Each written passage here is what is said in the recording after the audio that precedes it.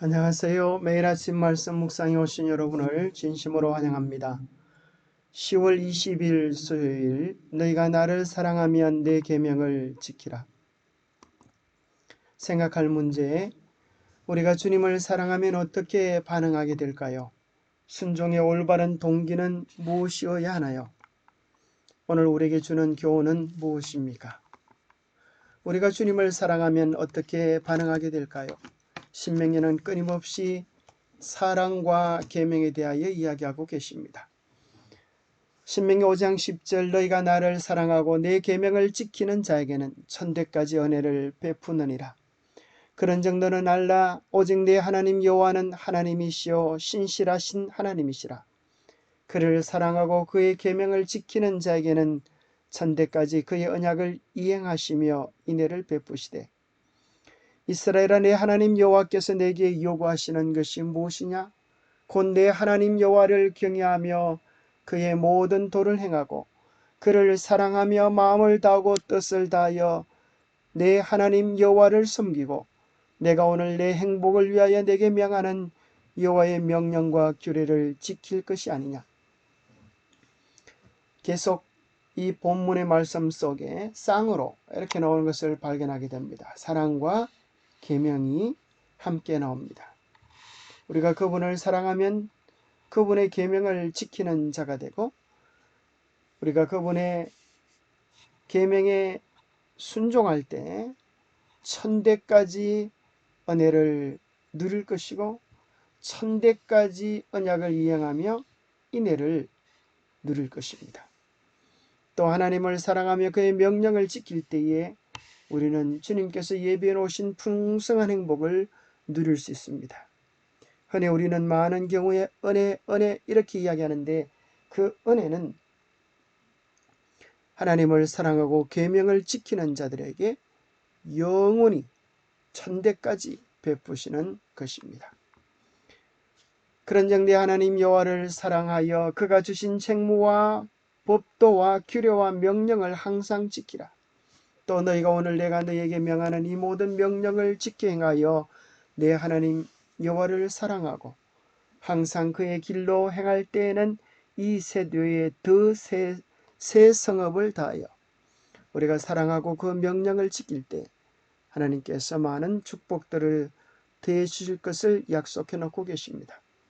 그래서 그 신명기 속에 명령이란 말씀이 99회, 법이 43회, 규례가 30회 이상 나오면서 하나님의 계명이 얼마나 중요한지를 우리에게 끊임없이 이야기해 주고 있습니다. 왜 서로 사랑한다고 결혼했던 부부가 서로 헤어지게 될까요? 그 이유는 사랑한다고 결혼을 했지만 서로의 마음속에 상대방의 뜻, 상대방의 마음, 상대방의 계명에, 상대방의 바람에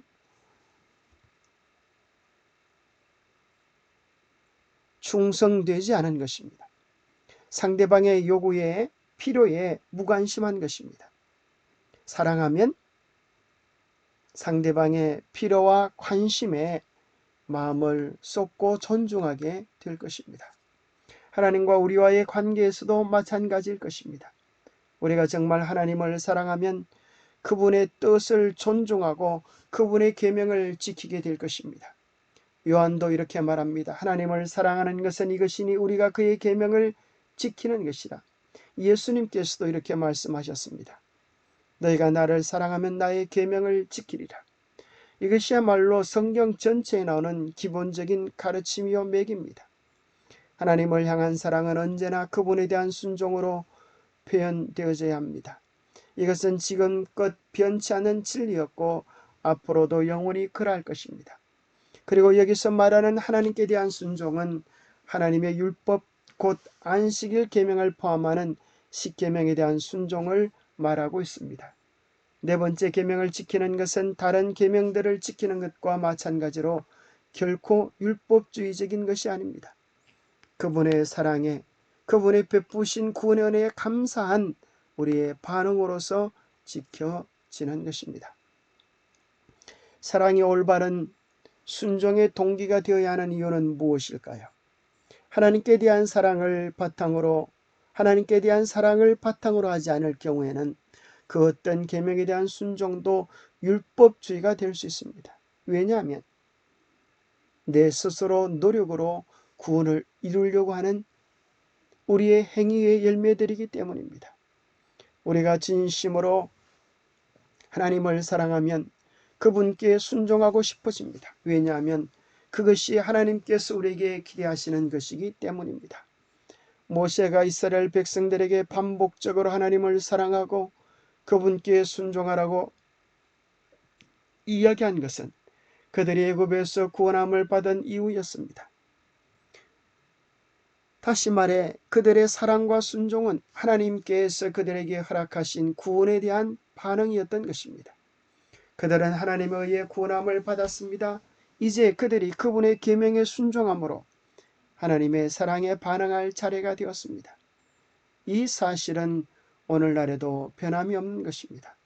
하나님께서 우리를 구원하시는 그 큰 사랑을 베풀어 주셔서 우리는 그 사랑에 반응하고 싶어지는 것입니다. 사랑이 없는 순종은 자신의 노력으로 구원을 얻으려는 율법주의입니다. 사랑이 없는 순종은 마음이 없는 굴종입니다. 사랑이 없는 순종은 하늘에서 결코 인정되어지지 않을 것입니다. 사랑은 언제나 외형보다 마음을 더욱 중요하게 생각합니다. 참 사랑은 온 마음과 온 뜻과 온 힘을 다하게 되어 있습니다. 하나님은 우리를 참으로 사랑하시기에 우리의 전부를 원하시는 것입니다. 온전한 사랑 속에 참 행복이 있습니다. 겉모습만 드리는 척하는 외형적 형식적 사랑에 하나님은 속지 않으십니다. 영감의 교훈입니다. 하나님을 사랑함은 계명을 순종함으로 나타남. 모든 계명이 사람과 하나님께 대한 사랑으로 요약되어 있으므로 한 계명을 범하면 이 원칙을 범하지 않을 수 없게 됩니다. 우리 주님은 처음 4계명이나 나머지 6계명을 다 거룩하고 완전한 것으로 나타내시고 하나님께 대한 사랑은 그분의 모든 계명에 대한 순종으로 나타날 것이라고 가르치고 계십니다. 사랑하는 사람과 함께 영원히 사는 것이 천국입니다. 반대로 미워하는 사람과 함께 영원히 사는 것은 지옥입니다. 예수 그리스도를 안다고 하는 것, 하나님을 안다고 하는 것은 하나님을 사랑한다고 하는 것입니다. 마치 그것은 사랑하는 사람들과의 관계와도 같습니다. 어떻게 한 부부가 되고 부부 생활을 하게 됩니까? 첫 번째는 데이트를 통하여 서로의 사랑을 확인하게 됩니다. 정말 저 사람이 나를 진정으로 사랑하라고 하는 확신이 될 때 우리는 결혼하게 됩니다. 나는 이제 당신만을 사랑하겠어요. 당신도 나만 바라보세요. 하는 사랑의 언약을 맺게 되어집니다.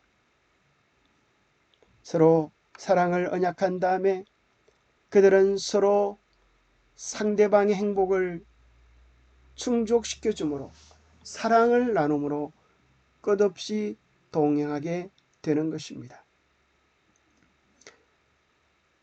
이 관계 속에 사랑이 없다면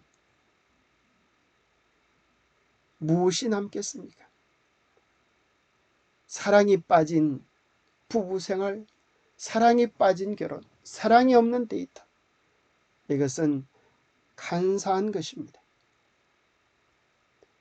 하나님께서 우리에게 원하시는 것은 그분의 사랑에 반응하는 우리의 진정한 사랑입니다. 진정한 사랑은 언제나 마음을 다하고 뜻을 다하고 힘을 다하여 그분을 온전히 사랑하게 될 것입니다. 기도하겠습니다. 하나님 아버지, 사랑 안에서 누리는 참된 행복이 우리의 삶을 풍요롭게 하여 주실 것을 인하여 감사합니다. 주님을 사랑하고 그의 계명을 지키는 자에게는 천대까지 은혜를 베푸시며 언약을 지키시며 인애를 나타내시겠다고 하셨습니다. 주님의 사랑은 언제나 우리에게 넉넉합니다. 주님의 사랑은 언제나 따스합니다. 내가 나를 사랑하면 나의 계명을 지키라고 말씀하신 하나님의 말씀이 우리의 마음 깊숙이 자리 잡게 하여 주시옵소서. 그리하여 하나님의 뜻에 온전히 순종하며 사는 것이 우리의 삶의 가장 큰 기쁨이 되게 하여 주시옵소서. 주님의 그 크신 사랑 속에서 우리가 누릴 최고의 행복과 최고의 기쁨과 최고의 만족을 얻게 하여 주시옵소서.